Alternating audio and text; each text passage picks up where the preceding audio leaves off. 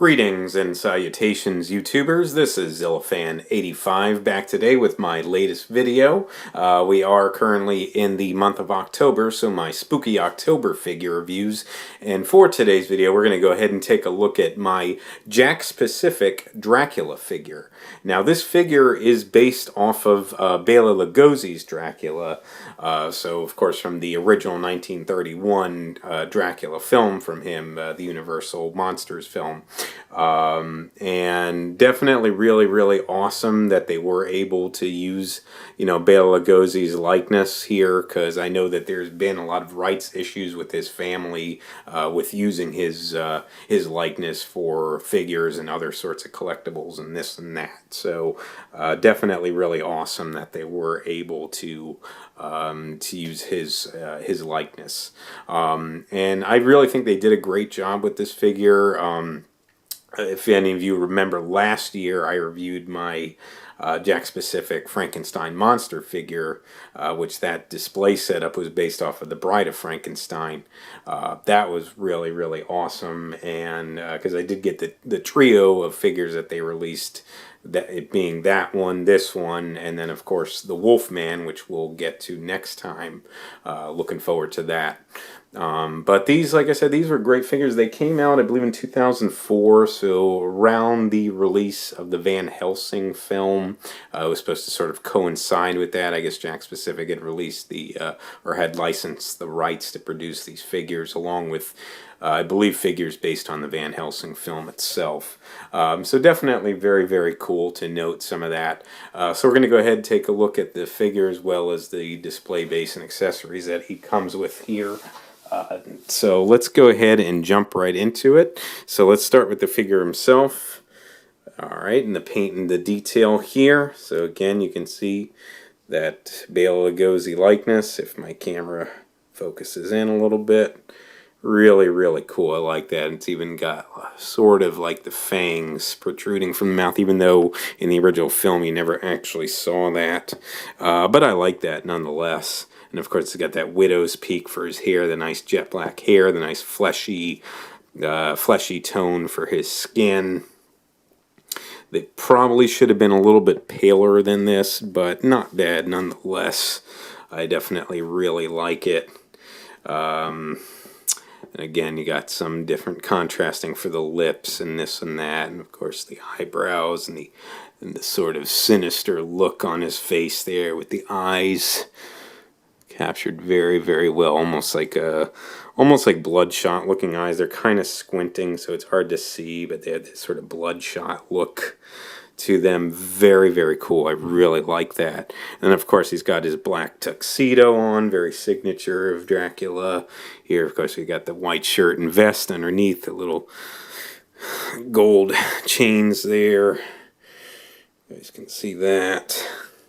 And of course, you got the red collar with the gold Dracula medallion. There, you guys can see that very well. And of course, you got the white bow tie over that. Looks really cool. Got the nice, again, fleshy tone for the hands. Here, looks really good. And on the left hand, if the camera will pick it up, you guys can see that the ring that he wears, very cool, very awesome. The other hand with the open palm, and you can see the sort of sharp nails or claws, if you will. Really captured well in the palm as well. There. Looks really nice. I like it. Again, the black pants for the tuxedo and the nice black shoes that he wears as well. And you got the laces on them. Really almost like a nice little shine on the shoes as well. Really dapper looking, of course. Dracula always did know how to dress, though, of course. And then, of course, the back of the suit here.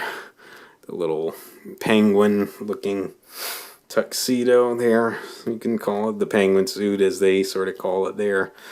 Looks really cool on his backside here. Again, nothing too spectacular, just the back of him, back of the suit. And then, of course, last but not least, the cape, which is actually, yes, it is a cloth cape.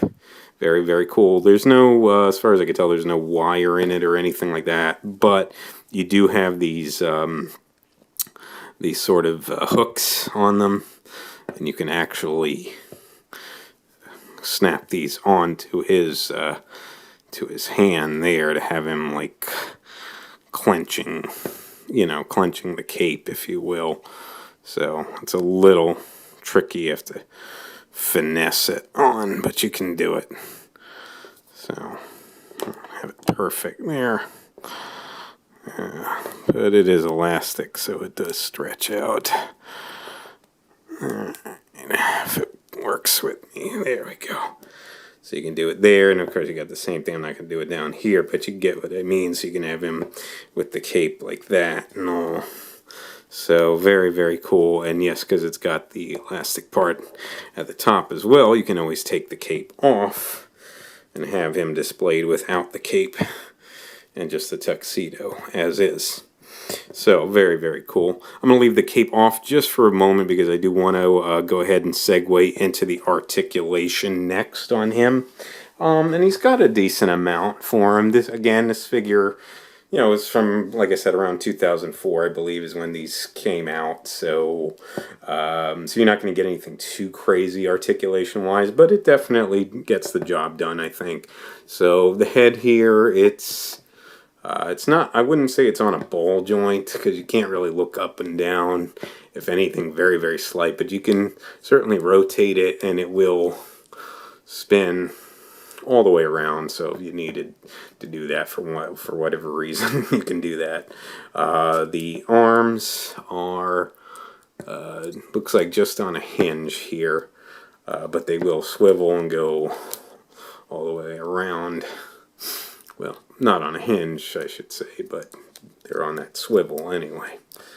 So, and you can, like I said, you can spin them all the way around. Now, the elbows do have a hinge, a single hinge there, and you can do a nice little bend. Get, I don't know, what is that, like a 45-degree bend, I'd say. So, not too bad. Maybe a little bit more. But, yep, you get the nice single bend there with that hinge, and then of course you get a swivel at the wrist here, and then this arm has a little bit of a difference now. It's still got the bend at the elbow and the swivel at the wrist with the hinge there and the swivel here, but you also do have a cut at the bicep, and you can swivel. So you do actually have the swivel there at the bicep. And that's very cool. The reason that they did that, of course, though, was because of if you have the him displayed holding those pieces on the cape, those parts on the cape there that he can have draped over him like that. So they did do the bicep cut there. So that's actually pretty cool. Nice little extra attention to details. Now the legs can kick forward. Not too much. You can see though there, not really going to get much back. And again, you got a single hinge at the knee here, so not anything crazy. Not too bad of a bend though. I mean, for what it's worth anyway. And no swivel at all, but you do have swivel at the ankle on the feet. So, at least then you can kind of get his feet in some different position, help him stand a little bit better. So, that pretty much covers that for the articulation. So, I'm going to go ahead and put the cape back on him. And next thing we're going to go into here, we're going to look at the accessories. And he does come with a nice little amount of accessories. Let's go ahead and actually get these off of there so that you guys can see. Okay, my apologies on that. Using the stand here.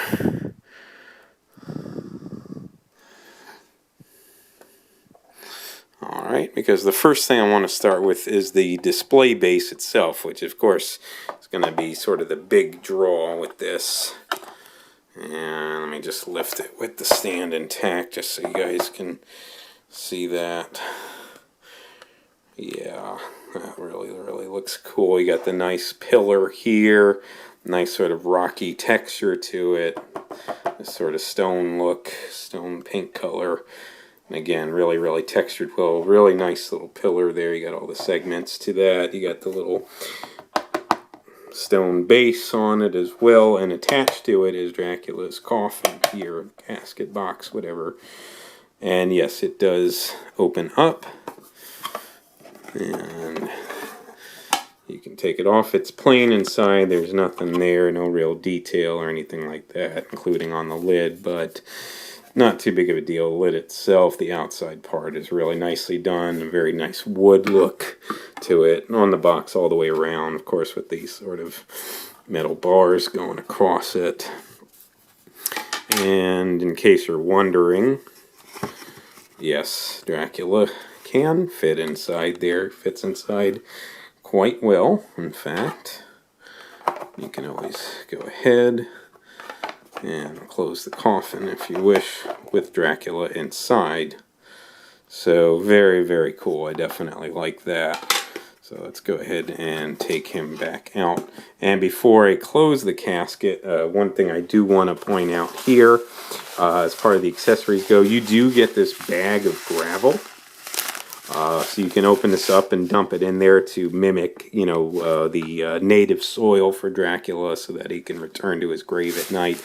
I'm not personally going to do that for my display, but if you want to, they do actually include that. So that is a nice little touch. I appreciate that. It's a nice attention to detail. So definitely a cool thing to note with that. And along with that, you do get these instructions here. I mean, you know, it's pretty obvious what you got to do, but nonetheless, they include this here so that you guys can see to open the bag up. There, I know it's a little difficult to capture there, but you can see that they give you the instructions for opening the bag, dumping it in the coffin, and placing Dracula on top of the gravel. So very cool. Very neat. Let's go ahead and put the lid back on there and just look at some of the other accessories that he comes with here. Alright. So you also get this little candle here. Very cool.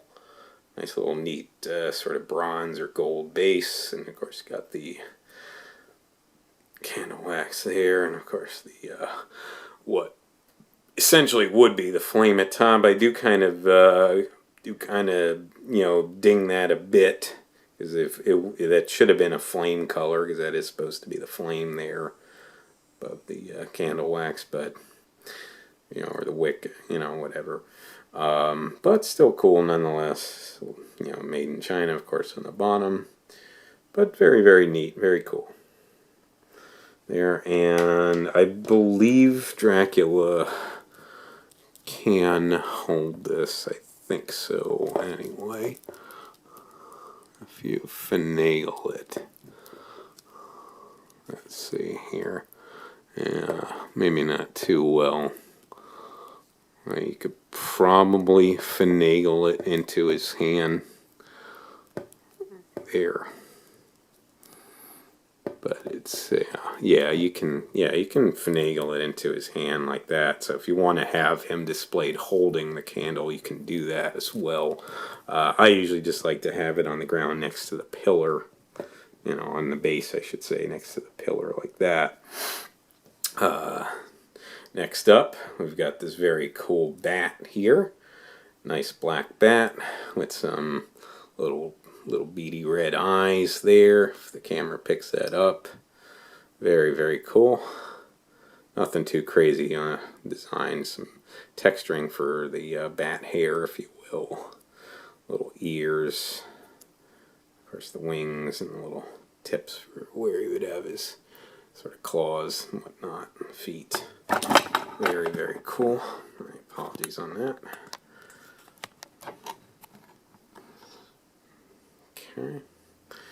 So, and of course you also get the get this string that attaches onto him as well, so this way you can hang it up and make it look like it's flying. So I'll go ahead and demonstrate that here.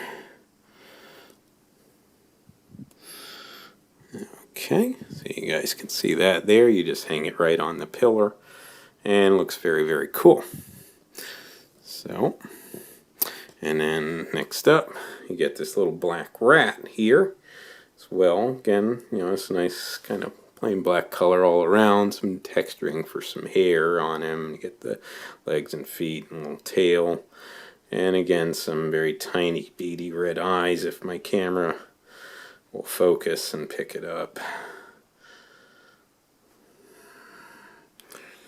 Try to see. Yeah, there you go. You guys can see that. That's a trick of the trade I learned. You put your hand behind whatever it is that you're trying to get the camera to focus on. It'll work, because I don't have a means to actually focus this. So, but that's a cool little way to do it. Anyway, so nice and neat. Just a cool little black rat. And I guess you can have him on the base if you want. I have him up here on the top of the pillar. That's how I like to personally display it. And like I said, with the camera there standing next to the pillar. And then have Dracula right here by the base, by the coffin. So nice little display, I think. So that's pretty much covers it for the accessories that he comes with. Next up, for sizing, he is in the 6-inch range, so he will size in well with your 6-inch figures. And of course, just for the sake of this video, I did bring out my Frankenstein monster figure from Jakks Pacific. This is the one that I reviewed last year, the Bride of Frankenstein monster figure.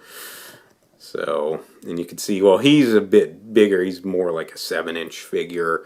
But, you know, they did that on purpose to make them size appropriate, because obviously the Frankenstein monster is much larger, you know, than Dracula and what have you. So they definitely look really, really cool together. Just push them back a little bit. So really, really awesome. So the Karloff Frankenstein monster and the and the Lugosi Dracula. I mean, you can't get much more awesome than that, you know.